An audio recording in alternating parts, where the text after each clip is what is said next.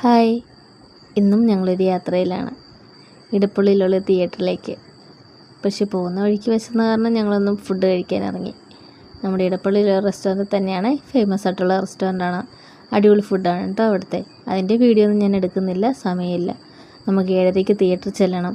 Theatre കണ്ടപ്പോൾ മനസ്സിലായിട്ടുണ്ടാവില്ലേ, നമ്മുടെ വനിത തിയേറ്ററിലേക്കാണ് ഞങ്ങളുടെ പോക്ക്.